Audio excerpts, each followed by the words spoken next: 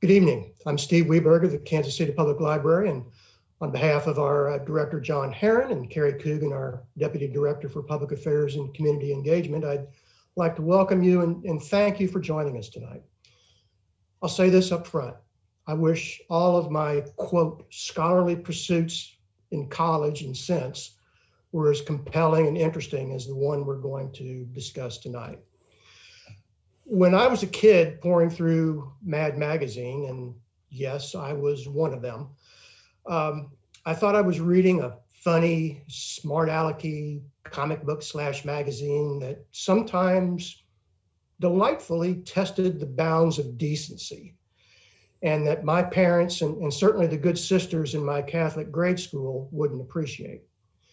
I love the fake ads, the fold-ins, spy versus spy. I especially love the movie and TV parodies.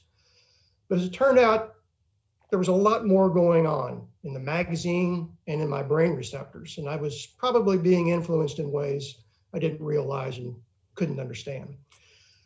Judith Yaross Lee and John Berg spell that out in their own writing and through the essays of 20 other very informed sources, including a former publisher of Mad and 17 college and university scholars in the book they've edited, Seeing Mad, Essays on Mad Magazine's Humor and Legacy.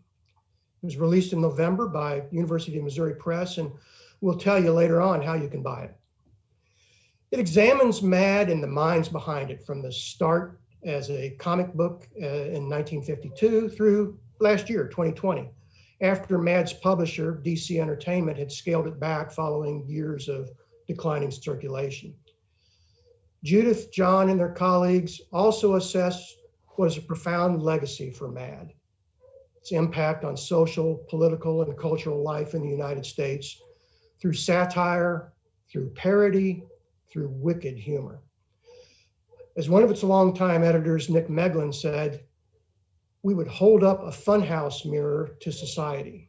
And that exposed all the distortions, all the hypocrisies, all of the absurdities of politics and mass media in the country. It didn't just make it okay for American youth to question authority, it encouraged it.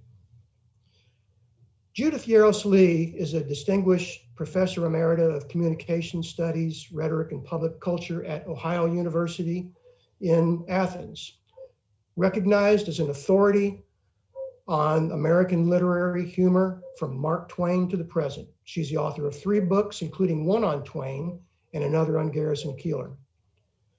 John Berg is an emeritus professor of English at Winthrop University in Rock Hill, South Carolina, alma mater of my daughter-in-law.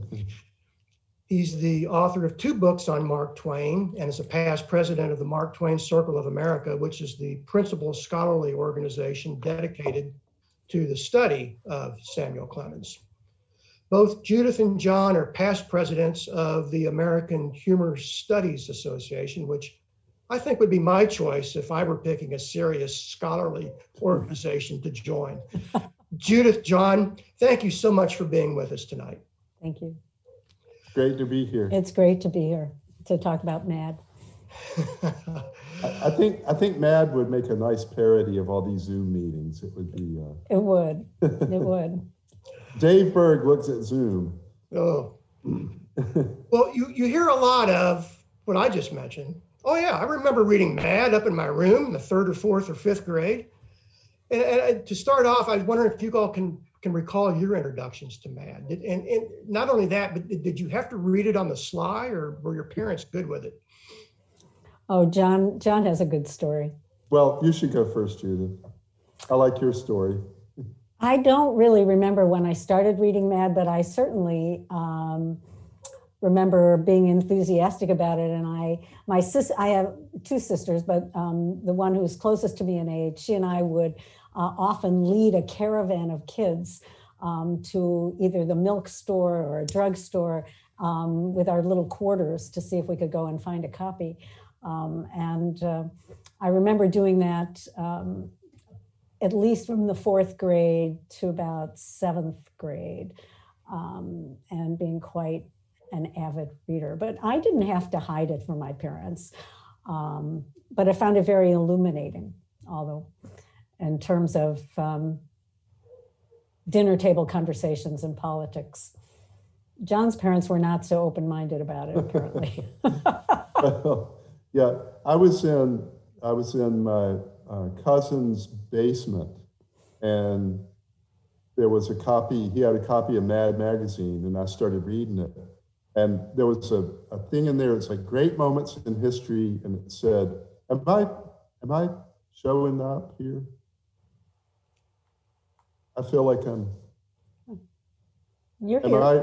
Okay, good. You're good. I didn't You're see the good. green light. You're Gatsby good. believed in the green light. So there was a thing about it's great moments in history, and it said a waitress falls into the ice cream vat at Howard Johnson's and creates the 29th flavor. And I just thought that was the funniest thing I'd ever seen. I was probably 10 or 11 years old. So I was telling my parents on the way home, "Oh, this is so funny." They said, "Oh, Mad magazine, you can't read that." So my brother Jimmy and I immediately started buying Mad, and then got a subscription, which it really didn't give you anything extra to get a subscription. But so for about maybe 7 or 8 years, I read Mad, and then drifted away in college. I think one of the things we see is that people have a period of their life that they read Mad, and then they find it, and then they move on. But it makes as you were saying, Steve, it makes a profound effect on people too. There isn't a profound overlap in the comic sensibilities between Mad and Mark Twain, but I will say that one thing that is very similar is when you tell people you're writing a book on Mad, they all have a story to tell you about it. And they all respond with a kind of, "Oh, I loved Mad." I haven't heard anybody who said to me, "I didn't like Mad. That was a stupid." Whereas, and people say that about Mark Twain. You tell them you study Mark Twain, you're doing a book on Mark Twain, and they say, "Oh, I love Mark Twain." So it is a touchstone for people of a surprisingly wide age range. I mean, you'd expect baby boomers who grew up in the heyday, and people a little earlier, because the magazine started, as you pointed out, Steve, in 1952. So people who were reading it then might be in their late 70s now. But we have younger scholars who responded to our call for contributions, people who were reading Mad in the early aughts. The chapters on the most recent Mad contributions, on the Mad 20, and a political article on Mad and engaged levity as a political strategy. Those are both younger scholars, I'd guess in their 30s. So there's a huge age range of people who love Mad. I'm somewhat intrigued by the notion of the scholarly study of humor. It almost sounds like an oxymoron. Yeah. And by extension, the scholarly study of Mad magazine. So your book has 22 essays, many of them by university professors stretching from Gonzaga and Brigham Young to Bangor University in Wales. You know, one of them is a noted Edgar Allan Poe scholar. What do we get from this kind of academic rigor? Well, I think we get two things. I mean, first of all, you get people who are trained and experienced in seeing the way in which humor is a cultural touchstone. People cultivate a sense of humor in relation to what their society thinks is funny, and also what their society thinks is possibly unmentionable in a serious way. So humor is always at the avant-garde, at the forefront of cultural exploration. People want to try something out, try out a new idea. Very often they first float it as a joke. So humor becomes a tremendously important point of entry into a culture. And people who study humor are mostly interested in people who study humor from a cultural perspective. There are other people who study from a psychological or neurological and other standpoints. But if you're studying it from a cultural standpoint, then what you're interested in is the way in which it opens up what the culture is about. And I thought your quotation from Nick Meglin is exactly right. And actually, I quote that in the introduction, because once you're showing what's in the funhouse mirror, that's the subject that the culture is inviting you to pay attention to. Humor is profoundly memorable too. So even if you can't remember the punchline to a joke, you often remember the setup to it, because those setups are a way of capturing and encoding what's culturally important. Yeah, it's always been interesting to be in the humor studies. As you say, it is kind of an oxymoron, or seems like it. But as Steve Martin said, comedy is not pretty. And often comedy and humor takes us to the depths of human experience. Aristotle wrote about tragedy, and he wrote about comedy. His essays on comedy are lost, so people remember what's tragedy, and people consider tragedy to be more important to the human experience. But humor and comedy is a deeply part of the human experience. And as you said in your introduction, this is what is very true of humor. It seems light, but it's very, very deep. And it takes us to many, many places. And the humor of Mad, I believe, changed American culture. I think it had a profound effect on American culture. It had whole generations of people, starting in the 50s, which supposedly is very conformist, but it began to have this effect of people to question conformity and to question authority. And there were many, many people who said, I'm not one of those conformists, I'm somebody else. And Mad said, yeah, we're with you. This is, we're a bunch of crazy people, and we see things in a warped, mad way. And the connection of politics to things that often don't seem political, I think we can see it in so many of the Mad parodies of, half of the movie parodies start out with the movie, but they quickly morph into something that's political or social. We have an example here from the 300th issue of Mad, where we show it's a parody of The Wizard of Oz, but it's called The Wizard of Odds, ODDS, by Sam, with art by Sam Viviano and musical lyrics by Frank Jacobs. And when you look at that, you also see that it's really a critique of the masters of the universe, financial culture of the 80s. And that's very significant because in the end, and could we cut to that image? Could we show that image from The Wizard of Oz? It's one of the ones very near the end.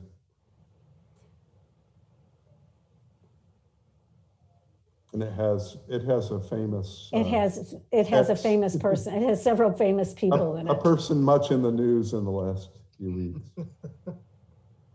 and years. But now it's showing us. I don't see it. Well, we don't have it. I could probably share my screen. Oh, there we go. Yeah, can you show it full screen? That was the image. We'll get there. We will. It's a mad The world. rest is just tantalizing. Oh, what happened to it? There, next one. That one. There we go. So if you look down in the bottom, you see that the Wizard of Oz is Donald Trump. And that is, there he is with the Tin Man. Judith and John, could you take us back to 2013? American Literature Association conference in Boston, where you first invited proposals for presentations on MAD from your colleagues in the American Humor Studies Association. That's the origin of this book, correct? It is. Well, we actually might have to start the year before, because John, I mean, the American Humor Studies Association is a lot of fun, you might imagine. And John had done a panel in 2012, organized a panel on Rocky and Bullwinkle, whose archives, I guess, had just come out on DVD or CD-ROM. And in the course of the conversation, we were all talking about, well, what should be next? And I didn't remember it, but John did. That I said, how about Mad Magazine? So the next year he did a panel on MAD, and his contribution to the book is an expansion and revision of his paper that he presented at that meeting.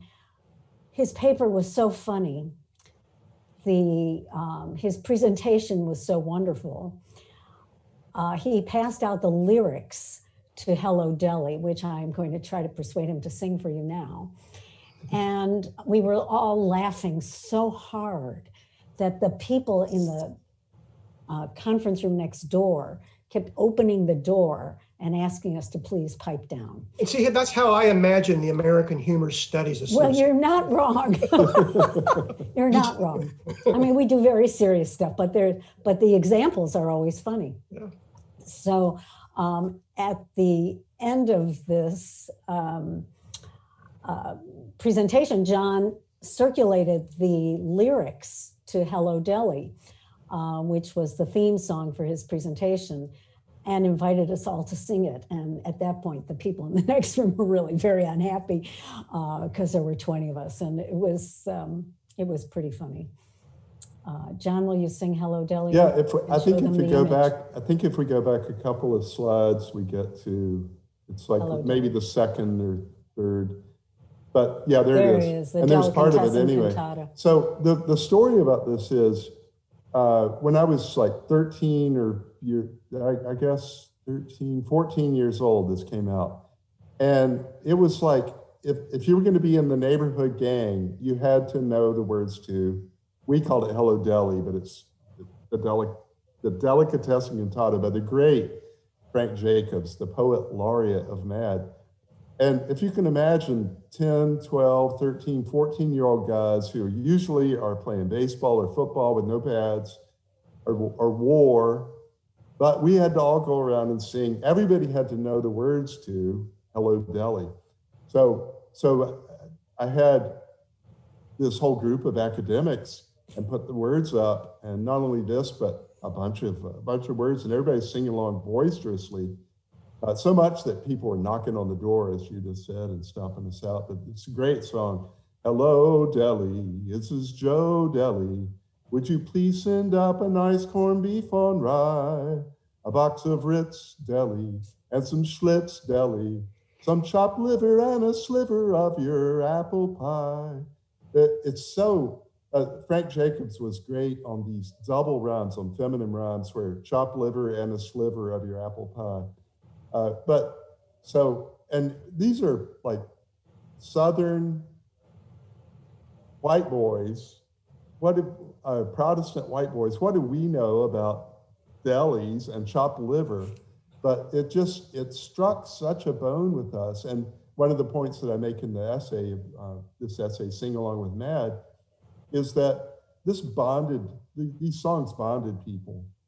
And I've met people throughout my life and talked about MAD, and they all have a song that they remember. That the songs bonded people. And the other thing is that these are mostly show tunes and standards, and Blue Skies to the tune of, or Blue Cross to the tune of Blue Skies, which brought about a big lawsuit from Irving Berlin versus MAD, which sounds like a MAD parody, that actually made its way up to district court and got a landmark case, really, that was decided in MAD's favor and helped people to be able to do parody and satire. it allowed somebody like Mad Al Yankovic, who notes Mad and became an editor or a guest editor later. But Yeah, it allowed their careers. Yeah, it protected parody. Yeah, it did. It protected parody as a fair use. Yeah. The case actually went to the Supreme Court, which authorized the appeals court decision. Right. So the appeals court decision is the one that stands. But in the interim, while this court case was winding its way through, it really meant that parody in every way became an authorized form of speech. And what's become wonderful about that is that there's some very profound ironies about it. My favorite one is that it turns out that if you do a parody song now on YouTube, and there are lots of them, Randy Rainbow is maybe one of the best known ones, the lyrics don't require any kind of compensation to the copyright holders, but the music itself is still protected because the music is not covered by fair use, and so this has become a real irony of the internet era, that the print parodies were actually much more liberal in their availability. Judith, you wrote in your introduction to the book about the two candidates for America's most important humor magazine, Mad and The New Yorker. That's right. So how many of their respective readers, or most readers, do you think put them on the same playing field? Well, I hope after they read my book that everyone will, but for now, I think probably people who might think that you start with Mad and then you grow up to The New Yorker. I can certainly see that as a possibility. And one of the interesting things is that in the contemporary moment, now that Mad isn't publishing nearly as much as new material as it did, that cartoonists I first came to notice in recent years in Mad are now publishing in The New Yorker. Two of them come to mind. One is Teresa Burns Parkhurst Burns, Yeah, Parkhurst, yeah. and the other is Peter Cooper. And they both have been showing up more and more frequently in The New Yorker. So I think possibly for cartoonists, the comparison is not as much of a stretch as it might be for more literary types. But in the early days, and I wrote a book on The New Yorker, so I was really familiar with it, but there haven't been that many modern humor magazines that had a desire to create a real sense of character, identity, and brand. National Lampoon is certainly one. In the 20s, Vanity Fair, sort of. Judge before The New Yorker. Ballyhoo in the years between the New Yorker and Mad. And Mad almost certainly was profoundly influenced by Ballyhoo. I have some examples that I can show you about that. But I think when you realize that Mad was a New York magazine, all its editors until 2018 were New Yorkers. Most of its contributors were locals. The founding pantheon of creators, Harvey Kurtzman, Wally Wood, Will Elder. Wood was from Minnesota, but Elder and Jaffe and Feldstein, the core artists and writers, they were all New Yorkers. And John was talking about the Jewish flavor of it. Certainly, as a young Jewish girl who was immersed in a bifurcated culture, everybody, my parents' generation, my grandparents spoke Yiddish, and we did not, but we heard a lot of Yiddish words. The Jewish flavor of Mad was like a secret, and a feeling of that we had an inside view, and also the Jewish sensibility of its humor really felt like it was getting some respect. So from what I knew about the New Yorker, I could really feel as an adult thinking about Mad that it was the anti-New Yorker. The New Yorker was began its career with a very, not exactly snotty, but upscale approach to uptown. It was an uptown sensibility, the Upper East Side, with its maids and shopping and so on. The New Yorker, the Mad was a downtown magazine. It was Brooklyn. And if it was uptown, then it was way uptown in the Bronx. But it was really an outer borough, Lower East Side kind of vulgarity, vulgar in the best sense, which is to say common. Whereas Mad was looking for a much more rarefied the New Yorker was looking for a much more rarefied sensibility. And they were very fussy about it. And they, in my archival work on the New Yorker, I discovered a letter from Catherine Angel, later Catherine White, E.B. White, she was married to E.B. White later on. And her son, Roger Angel, was one of the longest contributors to the New Yorker. But when she wrote to a contributor saying, could you please, don't go quite so wild. But going wild was exactly what Mad was doing. So when I began thinking about that, it seemed to me that there were two flip sides of New York, the ethnic side and the WASP side. And I think it's not a stretch at all. In addition, there were certain organizational features that really were quite similar. A lot of the New Yorker early contributors knew each other either from the Army, or they had been college friends, or they had been fellow collaborators on other magazines, mostly Vanity Fair, like Dorothy Parker and Robert Benchley. The Mad contributors went to high school together. They were classmates at the High School of Music and Art. So these were two inside groups who knew each other and who cultivated a sense of humor together, like John's buddies. And one of the things about Mad too, excuse me, is that it didn't talk down to its audience, and it didn't excuse itself for its Jewish sensibility. That's the first way that I knew anything Yiddish was from reading Mad, and you had to be smart to read Mad. Even as a kid, they did not talk down. I think about something like East Side Story, which was a parody of West Side Story. That there's a great chapter in the book about that, about the Cold War.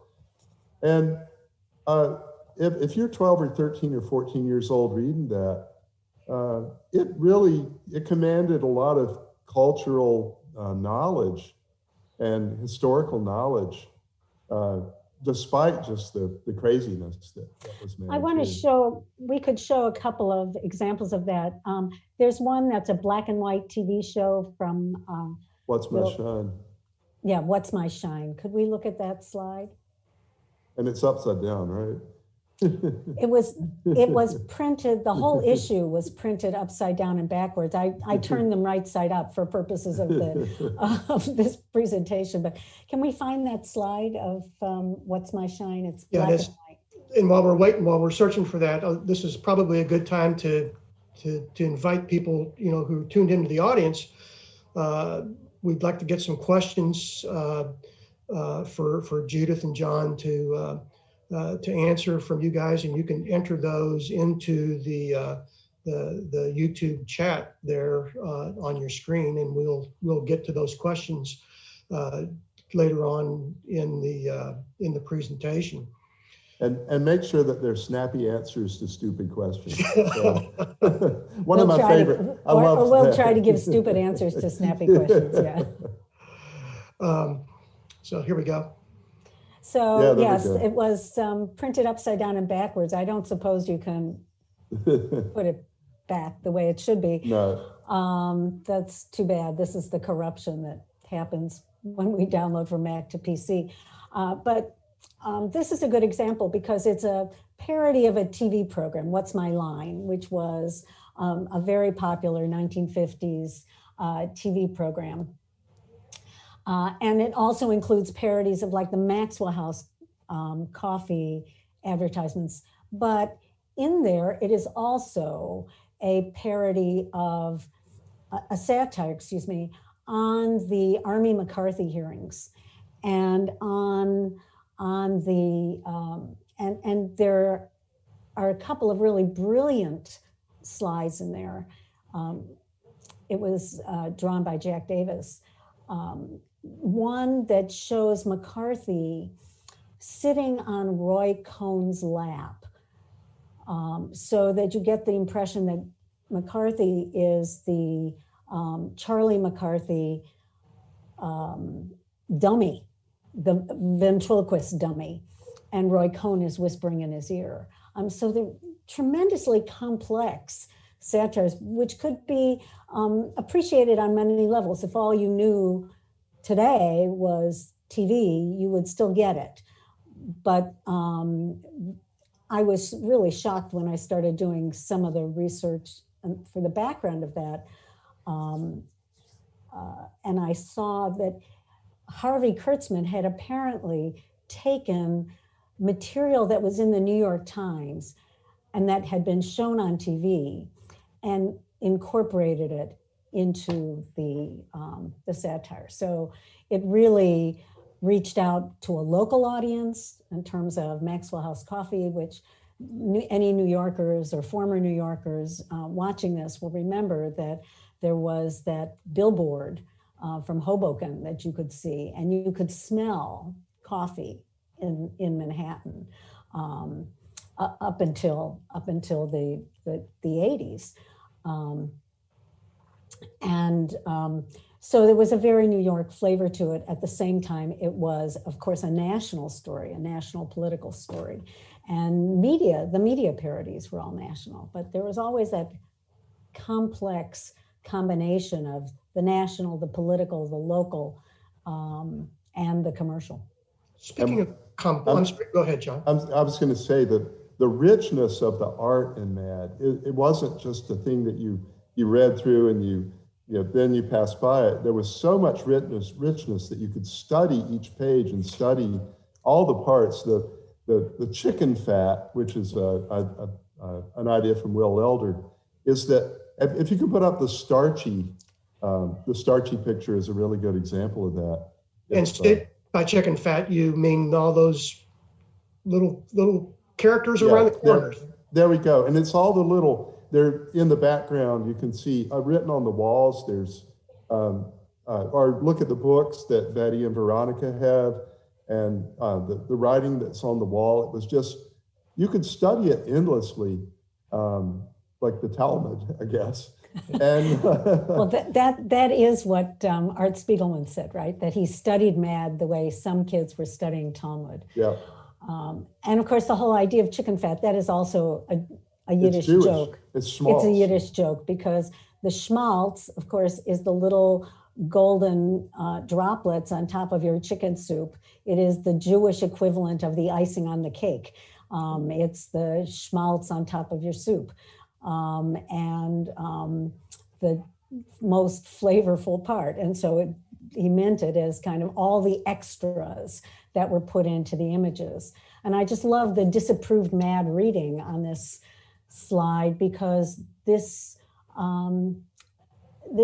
strip came out, this story came out before the Comics Code required a seal of approval on every comic in order for it to be sold.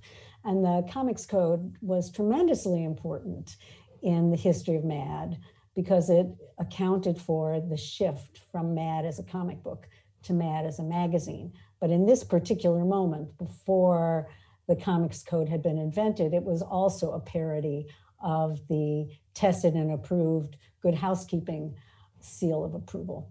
So One of the things too that I keep jumping in, but one of the things that was most interesting to both of us about doing the book was the way that different generations of people had their own version of Mad, the time that they read Mad. And there are some people that see the comic book version as being the highlight, the heyday of Mad, and then it went downhill after it went to a magazine, and on and on and on after different generations. But I learned so much as an editor of the book. I learned so much about the history of Mad before I began to read it, and then after I stopped reading it too. And it really made me appreciate the whole incredible publication history of Mad. So Judith, you mentioned the complexity. John, you talked about richness of art. Alfred E. Newman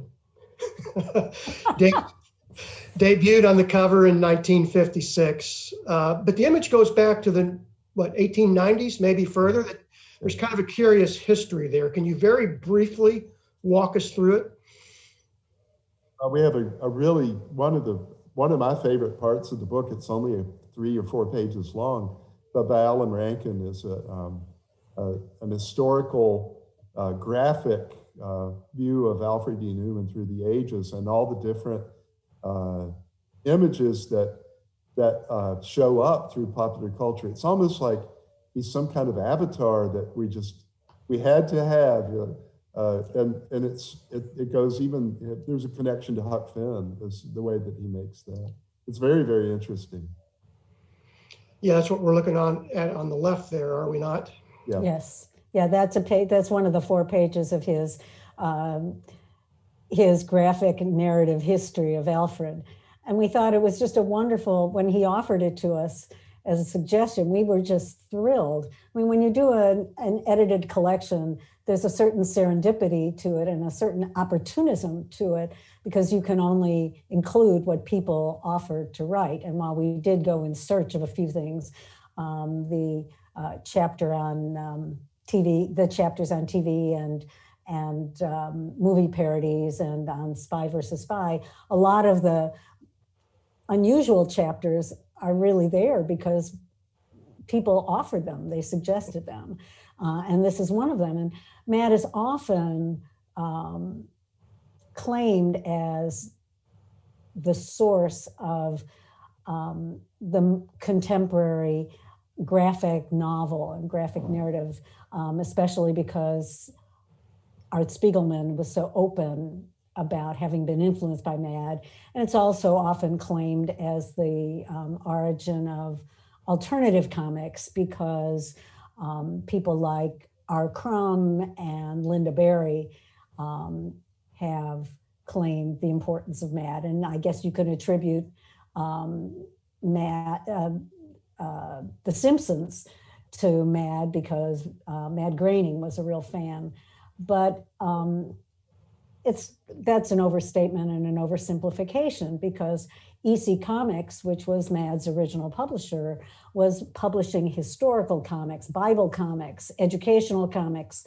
The name EC was educational comics, as well as horror comics, which is what got them in trouble with the Senate. But I think to have, given Mad's importance in the history of graphic narration, it was just a wonderful opportunity to be able to include a history of Alfred E. Newman in graphic form. Mad brandished predominantly a male sense of humor, did it not? I mean, the staff was almost exclusively male until just a couple of years ago. Did it suffer from that? I mean, for example, how did it handle the women's movement of the 60s and 70s, do you think? And can you get to the Dave Berg slide that Ann Ciasulo did a really, really good chapter on that? Mad was for her an education in feminism as she read it in the 70s. I think there's some from the lighter side. She subtitled her chapter, "Everything I Needed to Know About Gender and Sexuality I Learned from Dave Berg." That's right. Right. It's a wonderful piece. And there we go. I I mean, Mad's treatment of sexuality is an important subject in its own right. And in a minute, maybe we can look at the example we have from Super Duper Man of the male perspective on sexuality that was so predominant in Mad. But John, why don't you talk a little bit more about Dave Berg here? Well, as Ann Ciasulo writes in a really, really good chapter, Dave Berg, and Dave Berg looks at this, Dave Berg looks at that, whatever. But the lighter side of, he did the looks at and the lighter side of, he really punctured a lot of male myth in his humor and in the way he did the drawings.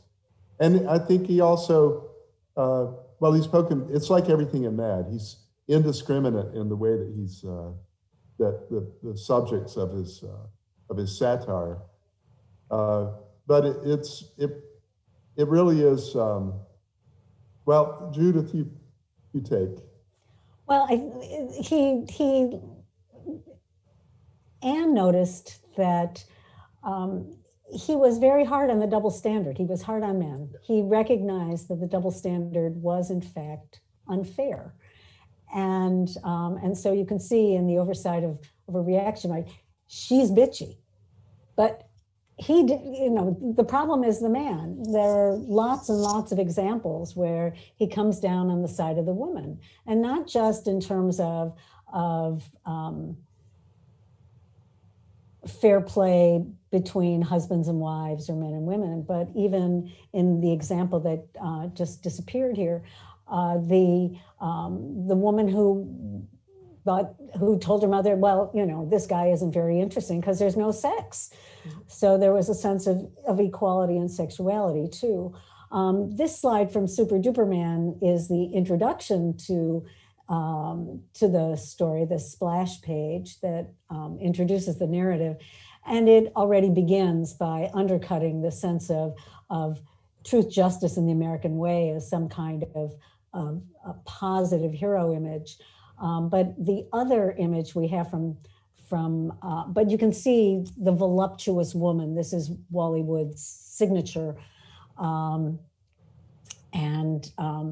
He's constantly comparing macho men with weaklings and then imagining voluptuous women. And Joe Slade, one of our contributors who's an expert on sexual representation, wrote a really surprising piece on how this is a straight adolescent male's idea of sexuality, and followed Wally Wood through a number of examples of this. And if we can look at the other slide from Super Duper Man, because Tom Inge, who wrote about the humor of the 50s and the ways in which Mad was a continuation of the kind of stand-up comedy that was beginning in the 1950s with Mort Saul and Lenny Bruce, but didn't appear in print until there was Mad, said, only an adolescent male would think about having X-ray vision and imagine using it to watch women in the ladies' room. So if we could look at that slide, I think people will enjoy seeing it. And Super Duper Man really turns out to be one of the real just touchstones of the book. And it was, I think, the place where Mad really made a breakthrough in that was 1953. So they really figured out what they were, Kurtzman and Wood figured out what Mad was supposed to be and what they were supposed to do. And Super Duper Man runs as like a string that goes throughout the book. And it was a thing that I don't think I had ever read before. And so it was another great revelation to me. One revelation for me in this, I certainly didn't note it at the time, was that as Watergate blew up, Mad backed off of Nixon. Why was that? And how differently, if at all, do you think it has handled Donald Trump? Well, there's a chapter on the treatment of Nixon by Nicholas Labar. Right. I think there's a reference in there too. Yeah. The fact that they actually kind of backed off of him In fact, it was sometime after Watergate, I think, before they really kind of moved in. But they had really been, and this was at the heyday of my reading of Mad. So it was of my political coming of age, and they were ahead of the curve on a lot of things about Nixon. And then they have covered Trump through the years with that Wizard of Oz and some other things. And there's their parody piece. This is the more recent of Trump crossing about to go over the falls. And that was quite, actually, that's quite prescient. But there's another piece in here, long time back into the 80s. 1986. 86 with one of the record club, and they have, I think that's another slide if we can get it. The Integrity Record Club. So it was a back cover. This is the first appearance I found of Donald Trump in Mad from 1986.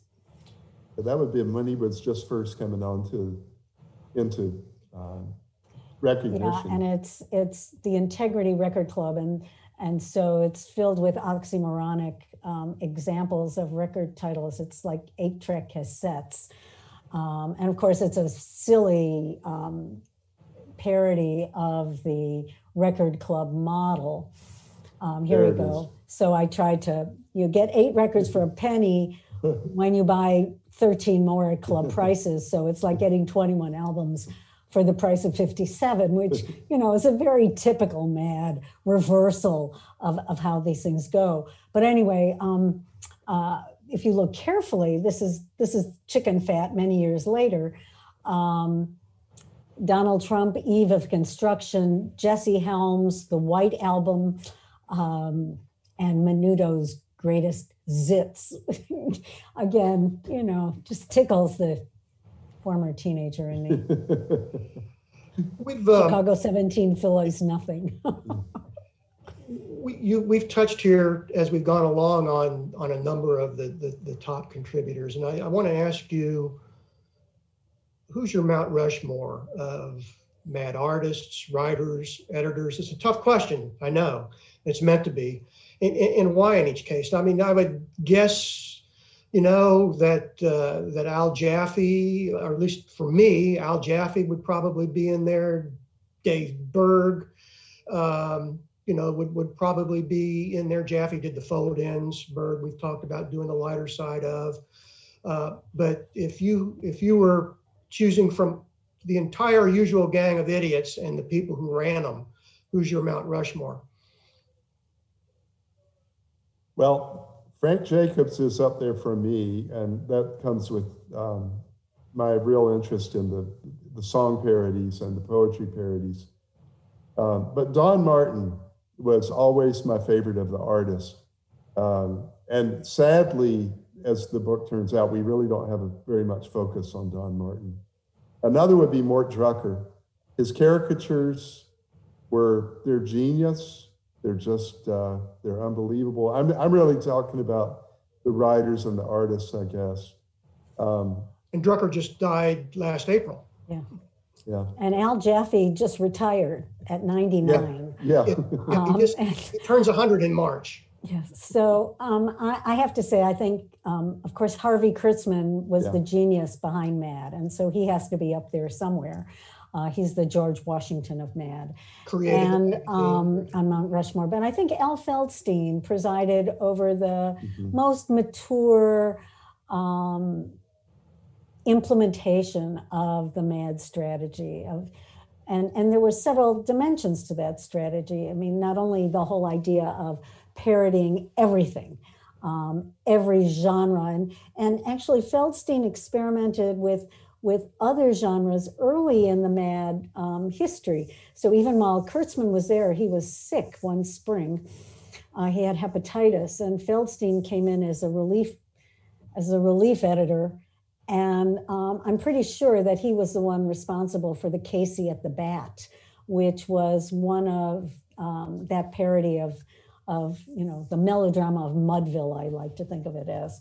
And Jack Davis's images to go along with Casey at the Bat are just extraordinary. If we can find them and put them up, I think people would appreciate them. But when Feldstein became the editor of Mad, Kurtzman had already expanded the concept, so it was no longer just comic books, but advertisements and movies and so on. Although they did movie parodies early on too, because they did King Pong, and they had a Tarzan thing. There was a parody of Tarzan, but Feldstein presided over the prime years of Mad as a magazine, from 1956 to 1984, when Mad was at its peak popularity, its biggest circulation. He widened the usual gang of idiots. He came up with the term, the usual gang of idiots. And he brought on Mort Drucker, and he brought on so many of the, and Nick Meglin, who became part of the next generation of editors. Feldstein brought on both Meglin and John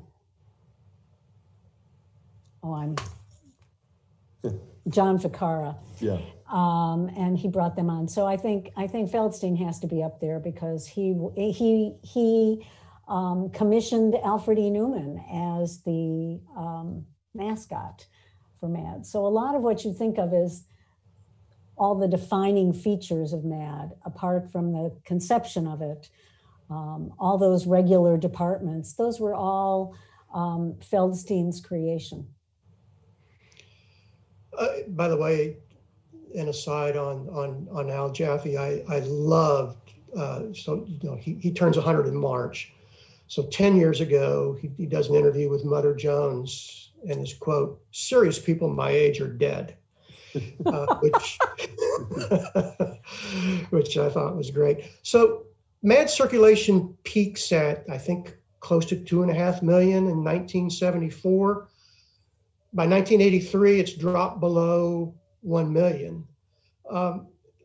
This was, 1983. This was before the wide decline of print publication. So what was going on there? Well, it wasn't. Already magazines were having trouble. I mean, the New Yorker was having trouble in by the mid 90s. There's a famous journalism publication called The Wrong Kind of Readers by Ben Bagdikian, talking about how the New Yorker had lost its way. So a lot of magazines were having trouble in the 80s and 90s. Partly it may have been in Mad's case that the baby boomers were doing other things and not buying the magazine as they aged out of its prime demographic. But of course, television, which was a small component of the media ecology, if we could think of it that way, of the 60s, grew and grew with every passing decade. So that there was a lot more competition for entertainment starting in the 80s and certainly in the 90s. And so that was part of it, I think. Did they stick? I'm sorry, go ahead, John. I was going to say, I think also because Mad had such a big influence on so many other comic forms that it's always funny. It had so much influence on other comic forms that it got left in the wake of other things. Saturday Night Live started in 1975, I think it's right. And that I think with television that the satire moved to another form. But I agree with Judith. I think it just has to do with the audience just sort of moving on. Did they stick with their print roots? Did they try to get into social media? Which you'd think they would have thrived Well, they did Mad TV. This is true. Yeah. That was a licensing operation more than, it was a branding operation. Yeah. And one of the things one of the other commonalities between the New Yorker and Mad is their use of branding, that the magazine provided contents that could be repurposed for book sales primarily and repackaged endlessly. And the New Yorker has moved on to many other media. There's the New Yorker Radio Hour. There's a New Yorker podcast.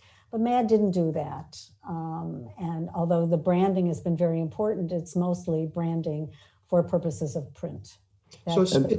This picture that's up reminds me that we better put up on the Mount Rushmore William Gaines, because he was the publisher who was really the and maybe mastermind. Alfred. Yeah, absolutely. We've established by this point, obviously, that Mount Rushmore is not big enough for Mad Magazine. No, it's not big enough.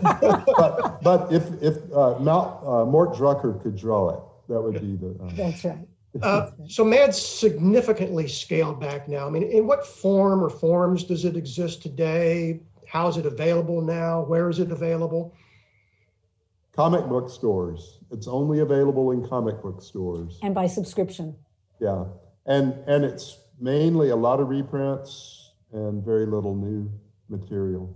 Is there a strong? Yeah, so Spy versus Spy is still new with every issue. There's a new fold-in. It's now being done by Johnny Sampson in every issue. The cover is new in every issue.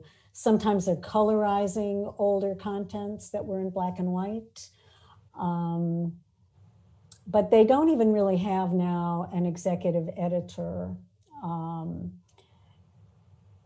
Did I say that Spy versus Spy is new in every issue? Yeah. Yes. Yeah, Peter Cooper does Spy versus Spy now, and it's in color. As Mad fades, I mean, is there anybody that kind of carries that mantle today, whether that's print or some other medium? I'm sorry, could you repeat the question? I saw a question came in on the chat and I got distracted. Yeah, is there somebody or something that kind of carries on the Mad mantle today, fills the space that Mad filled for so many years in terms of holding this mirror up to society, up to politics, challenging people to question authority. I mean, and in doing it in the entertaining way that it does. Is there anything like it today, whether it's print or some other media? There's a lot like it, and I think it all traces back to Mad, and you could think of Jon Stewart and the Daily Show, and then the offshoots from that, and Stephen Colbert, and it's too numerous to mention really. Mad has had an incredible influence on not just American, but world society and world culture. And just look at the internet. It's exploded in so many different forms that there's so much parody. Judith mentioned Randy Rainbow, but that would just be another example. And I would think that you could go back to almost any of these people and say, how much of an influence did Mad Magazine have on what you do? And they would say, oh, it was huge. It was huge. Well, and that's why I mentioned The Simpsons too. I mean, The Simpsons is a parody of a sitcom. It's a parody of Father Knows Best. It's a parody of all those family TV shows, including Ozzie and Harriet. And Groening is very open about the way in which Mad was an influence on him. There's the question here that just came in. Are there any Mad parodies that were so controversial that they were pulled by the editors? I recall hearing about a Jaffe fold-in illustration that was censored. That is true. And that was a fold-in after the Aurora shooting calamity in the theater there. I forget what year that was, but that one was published, I believe, in 2019, finally, as Mad was winding down its new commissions. It was in one of the last issues. They Yeah. finally did. I have the date. The date is in the book, but I can't pull the date out of my head right now. How much of an internal struggle was it when it was originally pulled, or was it a struggle? I think it was there's a little headline explaining it in the magazine, but it was just considered, too much too soon to make a comment about such a violent, awful event. And I think the caption, the fold-in always has two captions. One is the question as the original image is completely unfolded, and then there's an answer when you fold it back in. And it was something like, what sequel is making people sick or will make people sick to their stomachs or something? And then it was, another mass shooting, and you see people just flooding out of the theater.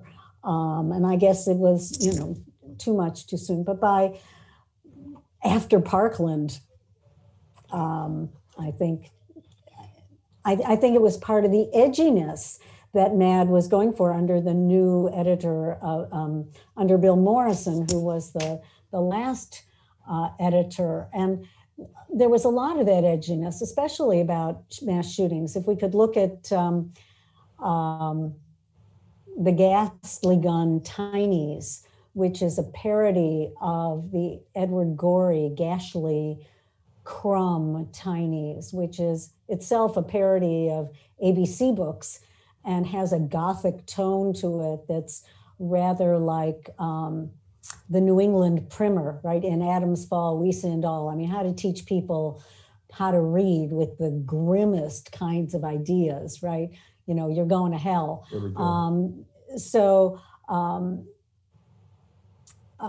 Matt Cohn and Mark Palm did this one about a mass shooting. It's the whole alphabet of children, either right before they're killed or while they're hiding or running away. Really quite devastating. And it's, I guess the only thing to call it is deadpan irony. If we could, I'm going to try to real quickly to two more audience questions. There's a presumed key demographic difference between the Mad audience and the New Yorker audience. Could the reason that one faded and one thrived be a simple matter of the Mad audience being younger and maybe having less means to purchase print products? I'll leave it to you, Judith. You're the New Yorker person. I would say that comics have always had a problem with the young demographic not having access to a checkbook to send off for a subscription. So that's always been a problem for the comic book generation. That said, it seems to me kids today have a lot more money than kids did at their disposal than kids did in the 50s and 60s and 70s. So I'm not really sure that would be such a strong explanation. They also have a lot more entertainment at their fingertips, a lot of it free, including on the internet and so on. So I guess I'm not persuaded that's the issue. One thing I would say is think of Playboy and think about the difference with the internet and the availability of Playboy's content. And Playboy suffers because of the availability of their core content. And I think the same might be said for Mad, that the availability of what Mad was doing is just so widespread that you don't really need to buy a magazine. Great final question here. Wonder what Bill Gaines would have thought about Mad being the topic of such a serious and excellent academic discussion. Look how thick it is, Bill. I hope that he would have a sense of humor about it. But I think they were serious about what they were doing. I think they knew that they were doing something that was very serious. It was fun, but it was serious. And that's what an academic study of Mad, it combines those two things. It's the serious look and also a humorous look. It's something that is vitally important. Mad is hugely important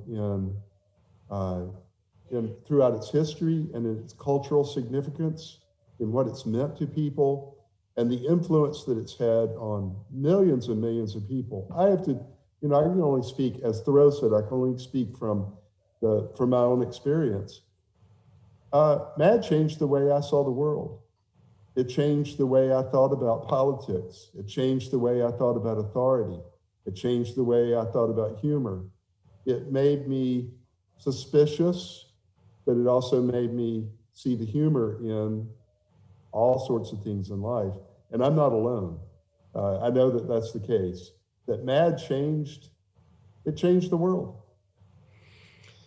It's a great way to wrap up. I had one final takeaway, and this is kind of courtesy of one of your other essayists, Jeffrey St. Ange of Ohio Northern University, who writes in the book, Mad Magazine is an example of how we might move political discourse in a more productive discussion by approaching it with humility and a bit of absurdity. Simply put, if citizens can laugh together, they can work together. Seems an appropriate sentiment. John and Judith, thank you both so much again tonight. The book is available again through the University of Missouri Press. And I think we've got a slide that will allow you in the audience to see where to get that. And you all are offering a discount. We are. That's right. Normally it's $65 cheap, but if you put in Mad 40, it's $40 cheap, which isn't cheap, but it is actually inexpensive for an academic book, and especially a book of this. Per pound, that's a bargain. Yeah, absolutely. Also per content, that's a bargain. As someone who has read it, it's a terrific book. Thank you both again.